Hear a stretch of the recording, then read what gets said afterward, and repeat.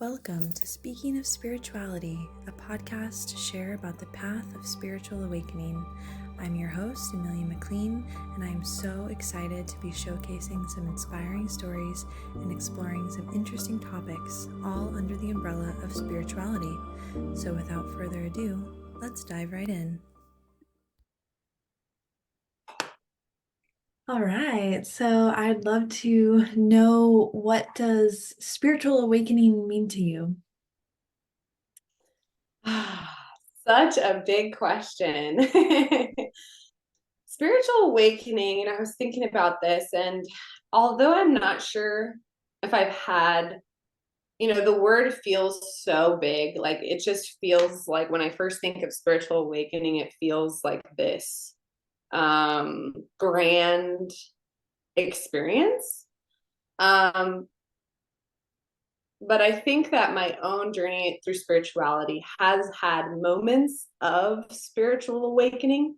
I think that I don't know if I've truly reached a moment where I can say, man, I had this huge spiritual awakening. But I think that it's been a long-term journey of small moments where another veil is lifted. And for me, what that really came down to or comes down to is like these moments where layers of conditioning are dissolved, whether that be ideas and beliefs and perspectives that I've acquired from external forces, like my upbringing or societal conditioning, or even the veil of unhealthy living and addictions and pain and trauma. And I think moments of awakening are when one little piece of one of those things is cleared away, and I have a clearer vision or sight or feeling of connection to my truest, most greatest potential, or my truest, most greatest self. That makes sense. Really? Yeah, that does make sense. It's like this ever evolving, journey that is like just the evolution of the soul is what I feel. We're going through this ascension process, and we're going through this like spiritual awakening, this mass awakening of humanity, and everybody experiences it differently, which I think is so beautiful. And that's why I've started this podcast to share, the different stories and different experiences that people have. And some people do have a really like, more intense, sort of more drastic, shift or change that happens within a short period of time. And you're like, I was a different person after this moment, but for some people, and it sounds like in your case, it's more of like a gradual kind of, just unfolding, at a gradual, a slower pace, not to say that it's not as profound as somebody else's experience that happens more drastically. Maybe it's actually easier though for you to go through it being like having these little layers lifted, So tell me about some more details about those layers. What did that look like for you in your evolution, and how did that kind of progress throughout your lifetime? Yeah. And, based on like, just to respond to what you just said, there were moments where they were more climactic and where there was a bigger change in direction. And so when I think about those moments, I think about my yoga teacher training. I think about my first meditation course. And I think about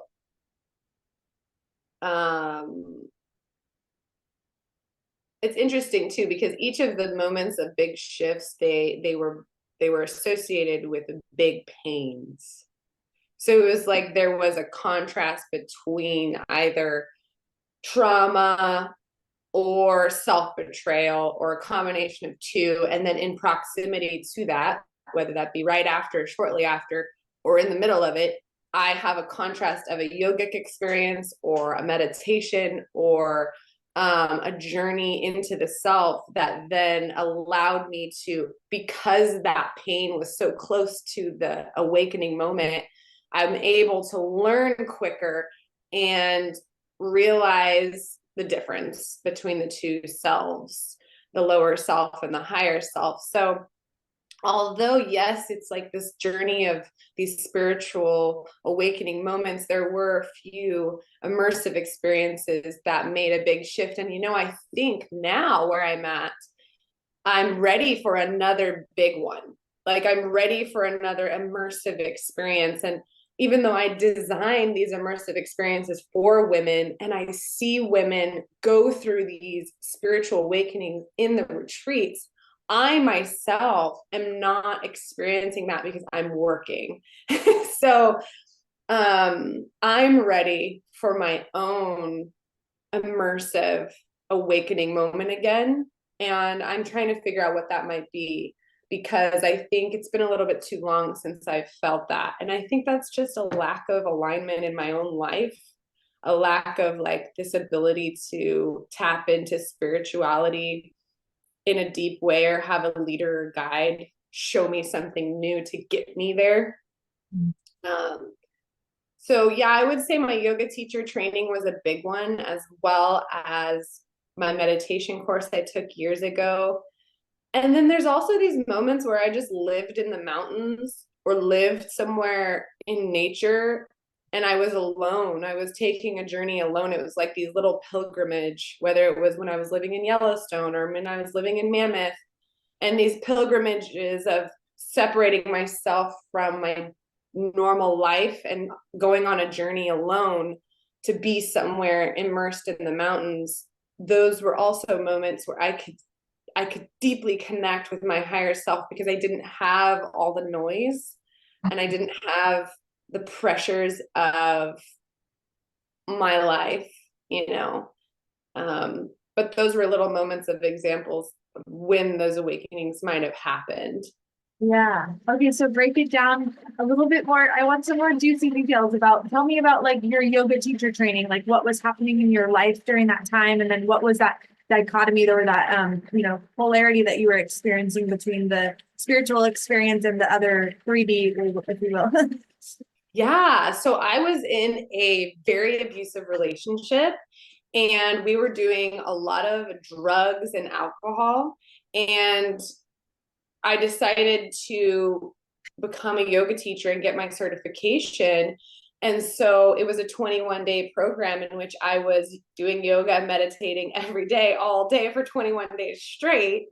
And when you do that in proximity of an abusive relationship, it's a direct contrast, or just even not even the abusive relationship, it was a direct contrast of life. Like when you are in a container of meditation and yoga with a group of people in a safe space for that many days, everything else becomes a contrast. All the veils become lifted, and all of a sudden you can see the difference between who you are when you are sitting and you are connecting to spirit and you are breathing and you are meditating versus anything else, anything, normal life, work, taking care of things, but in my case, it was more extreme because it was this dichotomy of a toxic relationship. And so it was the catalyst that got me out. And it was also the catalyst that made me understand like my brand worth and potential underneath so much dark clouds. So, so much darkness, so much ick. And it was just like, even though that darkness and ick was still there and I had to take many years of clearing and healing and cleansing that out, it was like I saw the break in the clouds. I saw the blue skies like in there. So I was like, oh, I want to go there. And I see what that place is now. Now I just have to clear out all this stuff, which is going to take time. But I guess to describe more specifically what it feels like, in the moments of meditation or in the moments of connecting with spirit, I mean, the best way to describe it is, I guess, just peace and expansiveness and a whole other dimension. It's like you're opened up to like a whole other dimension that you haven't been connected with, that you might not have even knew existed, what it looks like, what it feels like. As you know, because I know that you know, a lot of your awakening came from a consistent meditation practice, and you were really in it. And when you really were in it, that's when like it was so beautiful to see all these huge shifts happen because of that. Not everyone has that kind of discipline to just like decide they're going to sit. And I definitely didn't, but because of the yoga teacher training, I was able to have some sort of autonomy. You know, I paid for it. I had to show up. I was doing it with other people. Like those things help me. I don't necessarily have the discipline of I'm going to do this for 21 days straight. Like I'm not the kind of girl who does like a 30-day fast. Like I just don't. I need a collective container. I need a guide, a leader, someone to have autonomy, teach me that autonomy. And maybe one day, you know, I'll have the discipline to do that, but I still enjoy it more in a group.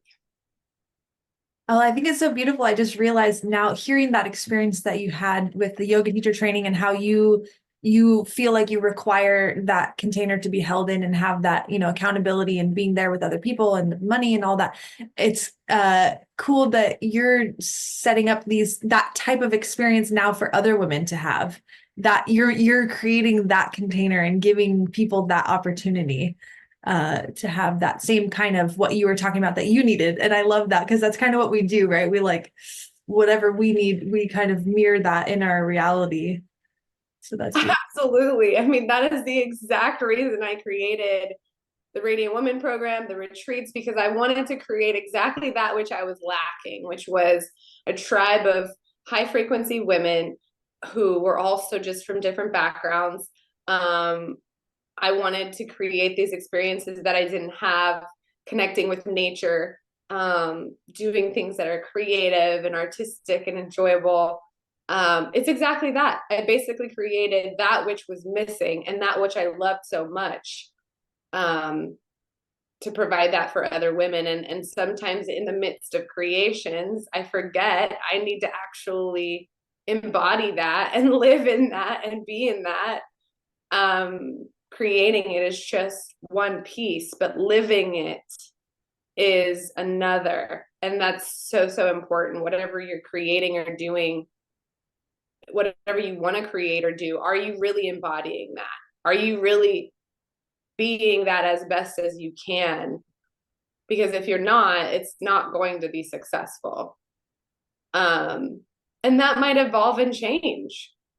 So I'm glad that you see that, and I appreciate that validation, because that's exactly what I did. I created what I was missing. Beautiful. So let's hear about your other experience that you mentioned with your meditation course and what was happening in that part of your life and how did your experience change through that? Yeah, that was just so interesting to me, because it was simply going and learning what meditation is and sitting for an hour. And we did that once a week for about a month. And that was the first time that I learned, um, God, how would you describe it? Just learned what it really feels like to really get that past the point of thoughts. I don't know how you would describe it. You might have a better terminology for this, but when you sit and meditate and you're new at it, I mean, you could go 30 minutes and still not truly be past that layer of, you know, thinking and trying not to notice and coming back to your third eye and maybe coming back to your body. it was an opportunity for me to actually tap into what's past those 30 minutes, what's past those 40 minutes, and what happens even in an hour of truly sitting without having, caffeine in your body, having a clear vessel, having a clean vessel, and what happens in your brain and where you actually travel to, and those dimensions of existence. And it's pretty magical and incredible. And you really don't even scratch the surface in an hour unless you're really practicing this regularly and you are an expert, or you're really, you have a high level of meditation practice. So part of me is really looking for a meditation retreat, because noticing those dimensions, those veils, how would you describe that to someone who hasn't been there yet? I'm curious how you would describe it. You're asking me? Okay. Yeah. The first thing that came to mind when you like asked a minute ago how I might describe that is that I actually heard from another man. I wish I could remember his name right now, but I used to go for like a couple months. I went to this center in Eureka called the Center for Spiritual Living. It's kind of like a church, but like a different kind of church, like not a, praise Jesus church, but like let's talk about spiritual things church. And they had this speaker come and he taught this meditation called elemental breath meditation. And I really liked it. But he was talking about the goal of meditation being to most people hear words in their mind. Like you have this kind of script, like a book almost, like you're listening to an audiobook kind of thing, like in your mind, right? It's like we hear sentences, those are like our thoughts, right? And so he was like, the goal of meditation, or what most people are trying to achieve, is like having that period at the end of the sentence, and then that gap between the sentences. That's what you're going for. That's what you're trying to achieve, right? Is like that blank space, like in between the like thoughts. Mm-hmm. I loved that like way that he tried to that he described that, and it made so much sense. So that's what I'll try to do when I think about it, when I'm meditating, if I'm having those thoughts, a lot of those thoughts happening, because it fluctuates, from day to day with what's going on in your life. Even if you are consistently meditating, like, yeah, it might be easier for somebody to like drop into that space if they've been, because it's practicing, right? It's like we're training our mind to like, slow down, be quiet. We don't have to be thinking all the time about everything. And so when I notice that I'm having one of those times when it's like lots of thoughts, I'll try to be like, okay, end of that sentence. Like, let me try to not think about, another sentence starting. So that's been helpful for me. Does that answer your question? Yeah, totally. I think that that's one level to meditation. I think that that's the first level. I think finding a place of that blankness, that voidness between thoughts, that's kind of, in my perspective, level one. And I think that the further, more deeper levels feel like astro travel. Like they feel like you're moving into space, and it's like the space of consciousness, and it's the space of your consciousness. And it's like as you travel through that space, which to me feels like a dream almost. It feels a lot like a semi dream world, not in the sense of I haven't really gotten to the point of I see images or there's like a whole plot. And I don't really notice when I'm in it. What I notice is that when I come out of it, I realize I was in it, because I'm not fully conscious. It's like a different level of consciousness, right? So that space is the one I strive to connect with more, because in there I know that there's like quantum healing and messages from spirit, um And yeah, so there's that level too. But you know what I talk to a lot about when I talk about manifestation is I talk about visualization. There's so many different forms of meditation. And sometimes I meditate to my business and I meditate to the actual entity of my business. And I'm now in a theta wave state of connecting to my business as an energetic entity. And I see what messages are coming through. And that can even be in any, you know, you can do this for anything. So that's a little bit more of like a targeted, more strategic meditation. But Yeah. I think the true magical healing happens, like I said, in that dream space, or that quantum void space. Yeah. Okay, I think I understand the difference between the question. Yeah, what you were really asking and what I gave you was a little bit different. Just getting us there. Yeah, I know what you're talking about. And yeah, I need to meditate for longer periods of time because it's yeah, I'm still learning, we're always still learning.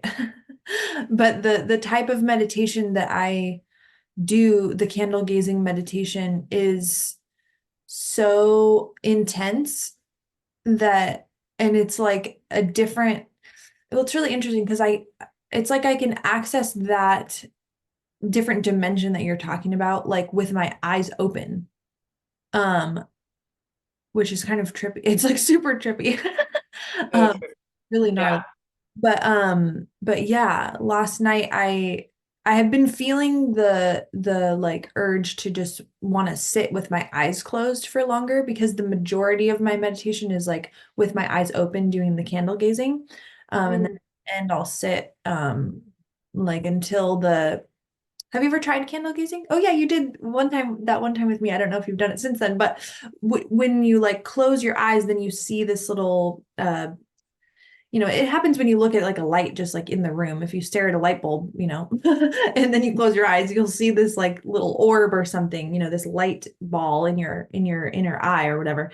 And so I'll sit after I'm done doing the candle gazing, I'll sit with my eyes closed until that goes away. Um, but then I want to keep sitting now because usually I would just stop right then. But it's like something different is happening when there's like nothing. You know what I mean? So yeah, I'll let you Yeah.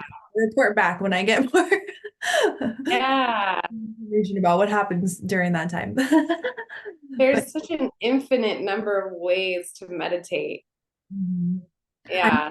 there's so many different types of meditation. It's so true. Like I think a lot of people, and I wonder more to hear more about your meditation class and what you actually like. What type of meditation were you learning, and what did that look like? Because there are so many different types, and people. I think that most people that don't know about meditation at all just think that that's what it is just sitting quietly, trying not to think with your eyes closed. And there's so many different ways that you could do it. That's just one way. But yeah, tell Yeah. me about your meditation class and like what that look like for you. Yeah. So it was with David Sandercroft. I don't know if you know of him, but it was really simple. And I enjoyed his approach to teaching meditation because he shared his story as to why meditation is so important. So, because there was a strong why, because I resonated with that why, I was able to do the simple thing of we are sitting with our eyes closed and we are focusing on our third eye, and that's it. So, that is a very simple yet challenging way of meditating because there's not really any other activity going on. There's not really breath work. You're not moving. There's not a candle. Um, and although I'm not really a teacher to be able to prompt tips and tools as to how to best do that, because, like I said, there was a strong why, I was disciplined enough to say, well, I want to do this because I now know what the benefits are. Mm. And in that case, his strong why, from what I remember, was manifesting and receiving. It was more so like to receive all the success and abundance you want. It wasn't so much on the fact that meditation can heal your body, it can repair cells, it can reduce pain. Those things came out in discussion after. Really, it was just a simple proven fact of how meditation got him to accomplish huge goals that he had. And because of that, I didn't really care that it was going to be hard. And I enjoyed the discipline of, well, just keep returning back to the third eye and just stay there and just keep returning back to the third eye and practice not latching onto thoughts as they come and just continue to practice. And there wasn't any other anchor. And that's how it started. But that's not necessarily like my preferred way of even suggesting people start meditation, because I don't think it is for everyone. And especially if you don't know why the heck you're doing it. With anything, you need a really strong why to drive you through. And that why needs to be specific. It needs to have a really good reason behind it. With anything, if you don't feel emotionally attached to the desired result of a practice, you're not going to want to do it.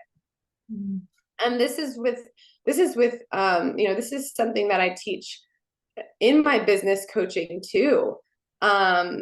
Because it's just so important to get really specific as to what you want. And then you can use meditation to communicate to the universe that you're open to receiving that in the quantum realm. Another example of meditation that I really enjoyed was your yoga nidra. Because in yoga nidra, I had experiences I've never had before.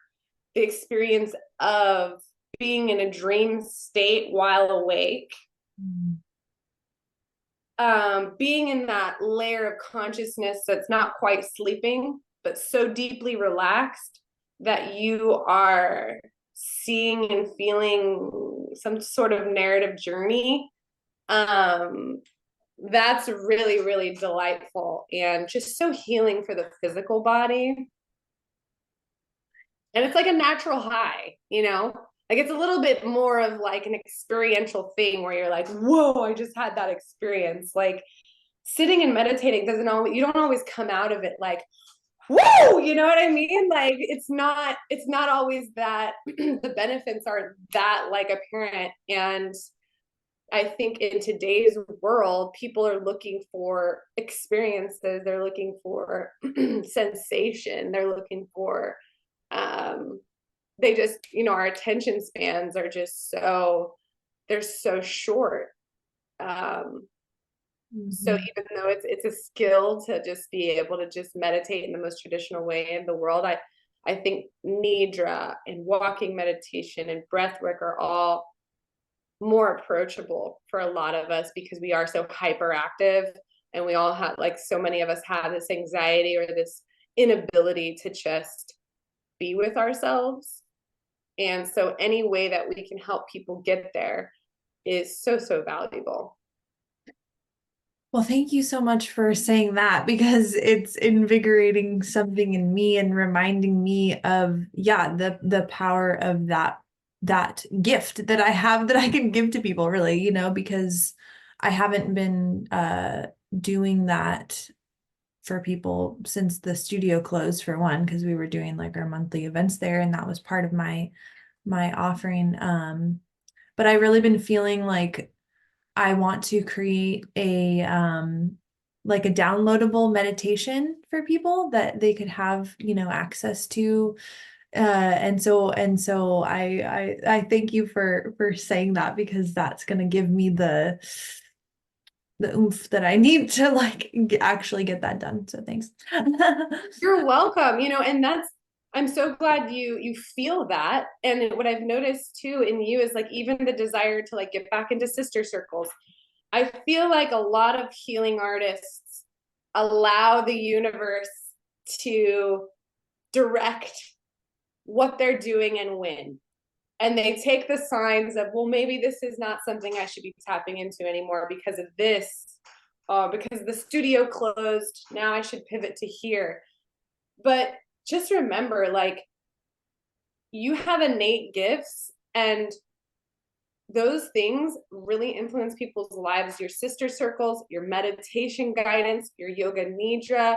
I mean, these are your gifts, your quantum healing sessions, regardless of what happens, whether that be with, you know, your child or your family or with the studio or with the community or with the freaking Mercury retrograde, whatever it is.